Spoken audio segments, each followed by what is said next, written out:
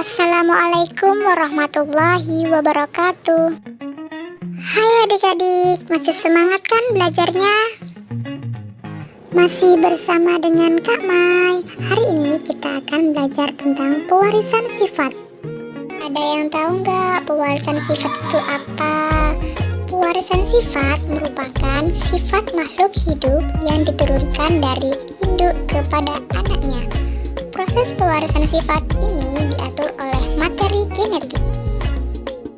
Materi genetik menunjukkan suatu unit struktur yang membawa informasi genetik. Substansi genetik tersebut terdapat di dalam inti sel, yaitu nukleus, yaitu pada kromosom yang mengandung gen. Kromosom adalah pembawa sifat keturunan. Macam-macam kromosom berdasarkan letak sentromernya dibagi menjadi 4 macam, yaitu metasentrik apabila sentromernya terletak di tengah-tengah kromosom.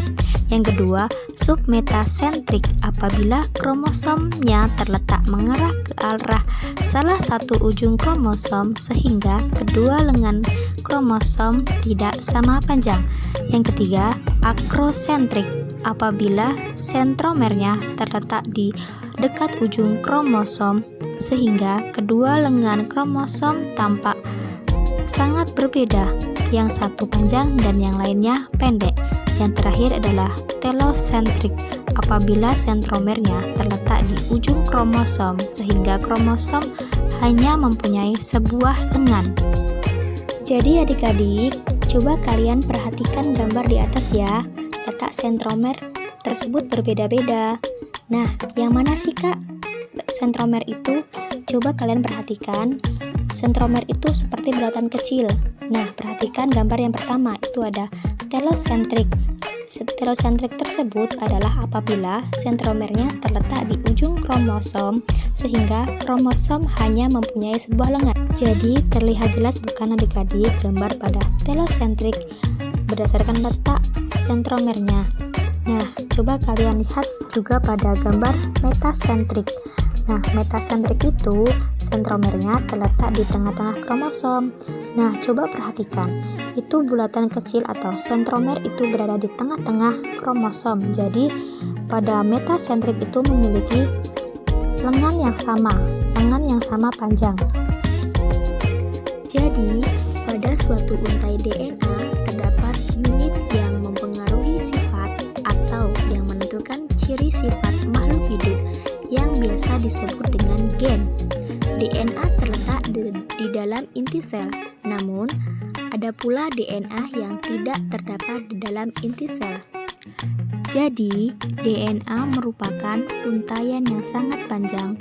DNA juga melilit pada protein yang biasa disebut dengan protein histon. Seluruh untaian DNA tersebut dikenal dengan kromosom. Pada saat sel akan membelah, kromosom memadat sehingga lebih mudah diamati. Oleh karena itu, kita dapat melihat struktur kromosom pada saat sel akan membelah. Oke adik-adik, berikut kakak tampilkan tabel perbedaan DNA dan RNA. Coba kalian perhatikan tabel DNA dan RNA. Pada komponen gulanya, DNA disebut deoksiribosa, sedangkan pada RNA adalah ribosa. Nah, pada basa nitrogen itu ada purin dan pirimidin. Pada DNA, adenin, guanin, timin, dan sitosin. Sedangkan pada RNA itu basa pirimidinnya ada adenin, guanin, urasil, dan sitosin.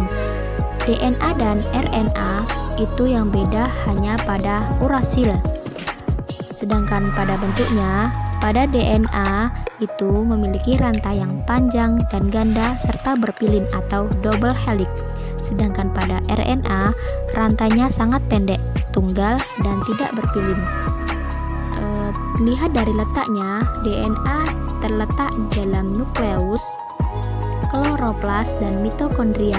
Sedangkan pada RNA sendiri terletak di dalam nukleus, sitoplasma, kloroplas, dan mitokondria.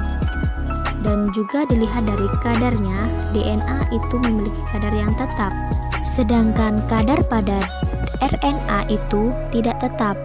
Karakter yang mampu mengalahkan atau menutupi karakter yang lain ini biasa disebut dengan sifat dominan. Gen dominan biasanya ditulis dengan huruf kapital. Sedangkan karakteristik yang kalah biasa disebut dengan sifat resesif.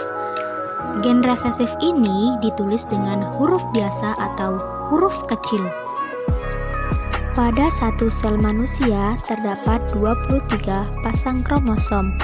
Kromosom ke-1 sampai ke-22 disebut dengan autosom atau kromosom tubuh yang menentukan ciri tubuh, misalnya warna kulit, bentuk wajah, serta kromosom tubuh itu atau autosom berjumlah 22 pasang atau 44 buah. Sedangkan pada kromosom ke-23 itu disebut dengan kromosom seks atau kromosom kelamin atau dengan nama lain gonosom, yaitu untuk menentukan jenis kelamin baik itu laki-laki maupun perempuan.